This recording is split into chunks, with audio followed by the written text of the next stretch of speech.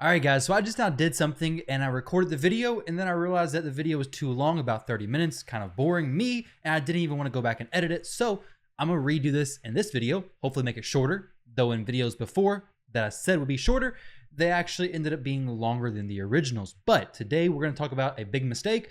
And since we're on the thing of making mistakes, I did this in the previous video, I'm gonna do it again. We're gonna open a Sacred Shard and see another mistake. Okay, there we go. An amazing champion if you need that champion, but I don't need that champion, so it's just a flat out mistake. I have 17 Sacred Shards, and honestly, I'm getting very antsy, very burning a hole in my pocket because I want to pull my Sacred Shards for a guaranteed champion event for Sacreds. The Plarium hasn't been giving us any. But either way, that is not the topic of today's video. Today's video's topic is awakening a champion who I pulled the soul for a while ago. However, she's not here anymore. It was a 5-star legendary champion, 5-star awakening, and it could have been sold for 350 of these mortal soul coins, which is about a third of the way to actually buying an eternal soulstone. Which, if you buy an eternal soulstone, you can get a 5-star Jingle Hunter, or you could get a 6-star Prince Kymar. So you could get very bad or very, very good. I think you guys know which is which. But today, I went ahead, used my awakening, my soul thing, whatever you call it, for a champion who, quite honestly, you guys can be the judge of. Okay? It's a free champion that everybody's going to get eventually. Gerda Bogbrew. Now, I need to say something right off the bat, guys, in case you're about to click off the video, and that is, if you give a champion who was not a good champion, so like a bad champion, a 6-star awakening, that's not going to make him an amazing champion. Okay? I think people, I've seen it happen, get the impression that if you pull a 5 or 6-star soulstone, that you should awaken that champion because it could make them pretty good. Now, there is the argument that they could be buffed, like a Kandrifon level buff, a Mashal level buff, something like that, and the champion could be really good, and then yeah, you're going to want that high level awakening. But it's not necessarily worth it to just throw it on a champion in hopes they get buffed, because it's not going to make them significantly better for most cases. Now, some cases with Clan Boss that could be argued, but let's talk about Gerda Bogbrew, okay? She's not a bad champion. She's just not a great champion, okay? I'm not going to go over her whole skill kit. I use her in the arena. There is one team that is actually my most winning defense team that is actually pretty fun. It's pretty cool, and I do use her in that.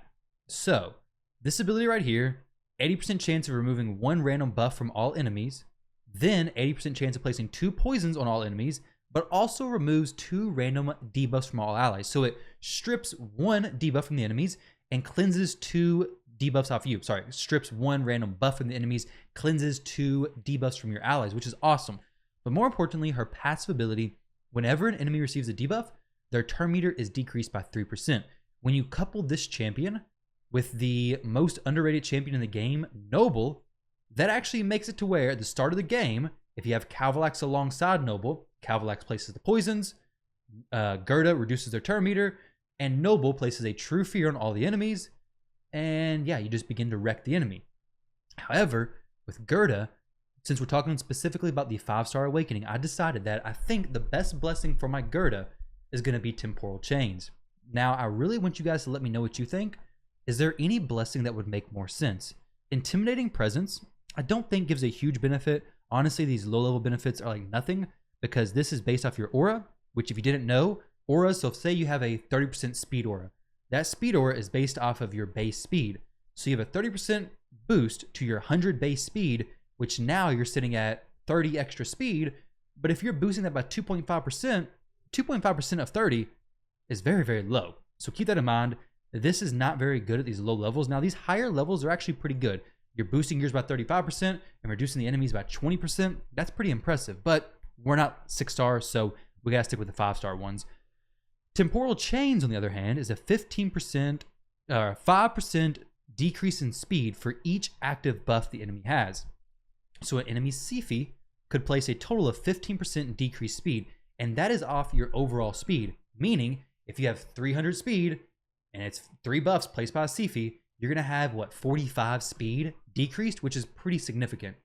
Now, as far as the war category, there's nothing that's going to be useful for her.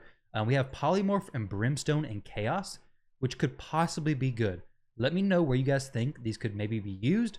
But what I want to show you is the team that she was in and see if you guys notice what difference this blessing is even making. Honestly, I don't think it's doing anything. I did the entire 30-minute video before and was stumped. So I'm going to be stumped for another 10, 15 minutes doing this video as well, probably. But either way, this is the team, okay? I'm going to drop Rotos. We're going to put in Gaius. Gaius the Gleeful. Let's go ahead and put him in the lead for the extra attack so his bombs hit a little bit harder. And let's see how he actually does. So we're going to have the typical stuff of Calvalax. We have the Fears. So the Candrophon does have his speed decrease. So it's going to be about 10%, actually 15%. That's actually pretty good. So maybe he just doesn't get a turn. Noble's going to come in, reduce all their turn meters, hopefully. So in this case, maybe it actually works out. Let's remove one random buff. There we go. We stripped the increased attack, which is the one I didn't need to strip. And we just got nuked, which is not the issue of Gerda. In this situation, it may have worked out fine because she actually did decrease his speed and caused him to go pretty slow, but my Gaius didn't get a turn. So let's check this out. That was an issue on my part as far as the team building goes. Let's go ahead and see what is Calvalax's speed. Because Calvalax went, I know he's pretty slow, I think. 182. And my Gaius is slower than that? What? No, he's not slower than that. Did Calvalax not go? I guess he didn't go. I guess Gerda went. Gerda's 226. I don't really have a fast nuker, which is kind of crazy. We do have a Valkyrie, which could actually be pretty decent. Let's see. Put her in the lead. So Valkyrie is going to do even more turn meter manipulation. That Candrophon may never get a turn, to be honest. So we'll reduce the turn meters. Boom. We'll strip some buffs.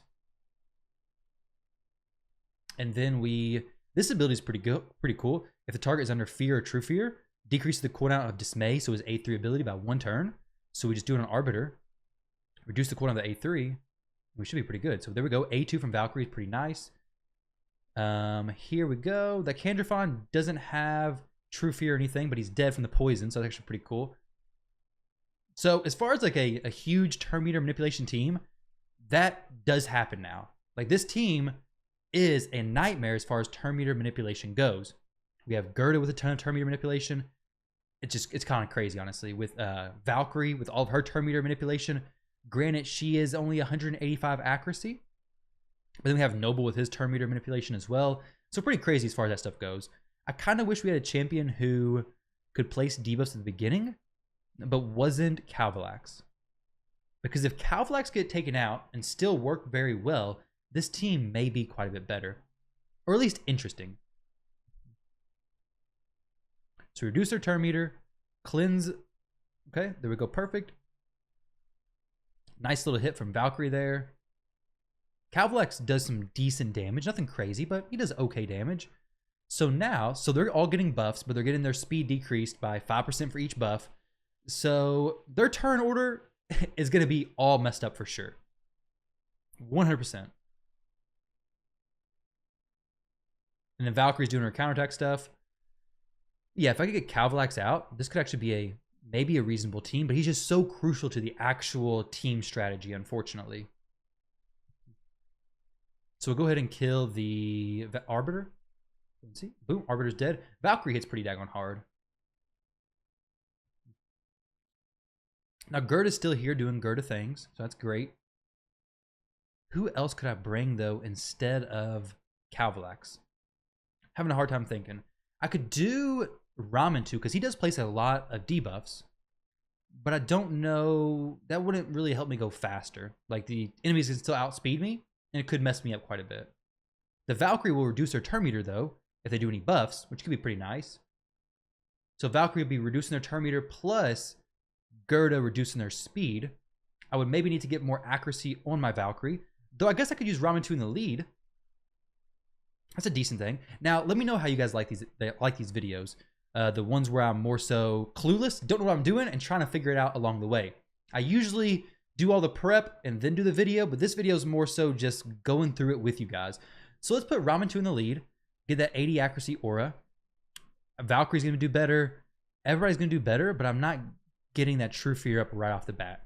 Though we have actually, maybe we get it pretty early, because if they start with like a shield, I wonder if, I'm kind of surprised that Noble doesn't activate that. So how did that happen? How did these True Fears happen? Valkyrie reduced her turn meter, I guess. So that's actually pretty cool. I didn't think about that one. Valkyrie is going to reduce their turn meters. So when she does that, that's actually allowing Noble to proc that True Fear ability. At least a chance to. So against Siphi teams, that could actually be really good because she's going to reduce their turn meters quite a bit. Essentially. Reduce their turn meter and their speed as well, which is definitely cool. Now, as far as actually a good win condition, may not be there. I don't know, but let's see. Unfortunately, since Gerda's dead, we don't have a continual turn meter decrease from the debuffs being placed. We do still have our damage, though, so that's definitely great, right? Boom. There we go. Cardiel's dead. Just turn on auto. Not really going to matter from here, I don't think. Okay, so we got the True Fear popping off. More True Fear. Great turn meter manipulation. Maybe if I spent the time to actually go in here and gear the Gerda and Noble properly, maybe this could be a legit meme team. Does that even make sense? I don't think it does. But maybe it could be actually a pretty solid team. Go ahead and try this one, okay? So here, let's turn to one-time speed. So they're starting off with, okay, so she didn't reduce her turn meter. She put True Fear on Arbiter, though, which is pretty cool. Did you see that? So since the Arbiter boosted the turn meter, I guess she got her turn meter reduced afterwards or something because of the buff. And then Gerda reduced the turn meter to be fully depleted, the enemy's turn meter. And then Noble placed the True Fear. Interesting. And then we hit him. We have no... How do we even do damage there? I don't know. I have no clue how it did damage there, considering they had blocked damage. Right? Maybe not. Maybe Gerda stripped that from Valkyrie. When you don't know how a team's supposed to work, it's kind of difficult to tell what's happening and where it's happening, to be honest. So this team could just take a while to defeat. Ramantu's dead, so that's a pretty big issue, of course. And I'm not going to re-gear him for this team, though, because the team I use my Ramantu in is much, much better. It's actually my Plat team.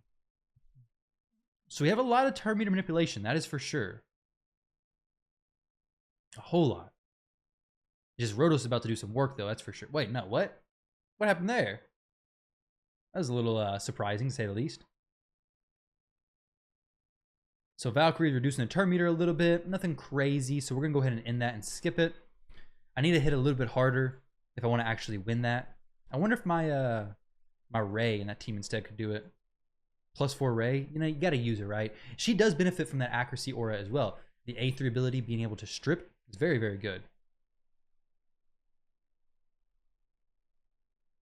So we can still reduce all the turn meters, perfect.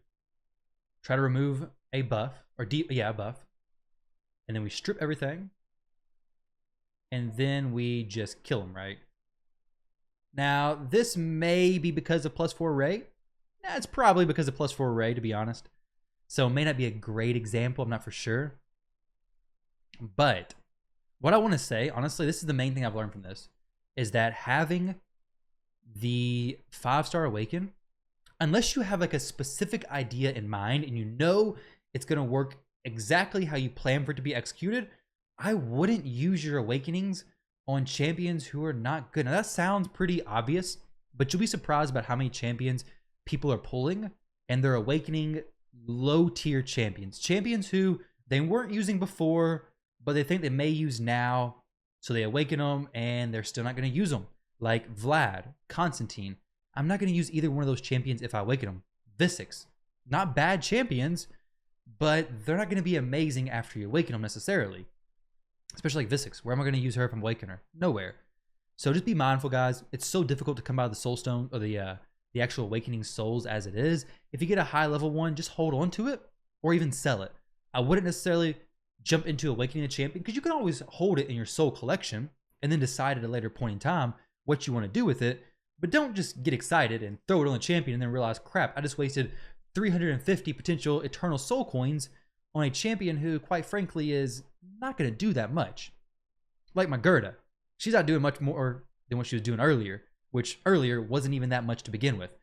that's my opinions and my sharing of the Gerda 5-star Awakened. Now I have a basically useless champion who's 5-star Awakened. Not useless as far as that specific team, but as far as the Awakening, I don't think it's actually worth it whatsoever. Let me know what you guys think. If you think there's any other blessing I could put on her that would actually make it really useful and actually make sense somewhere in the game. But until then, guys, thank you all very much for watching. Be mindful about who you use the souls on and if you even use the souls. So other than that, I'll catch you all in the next video.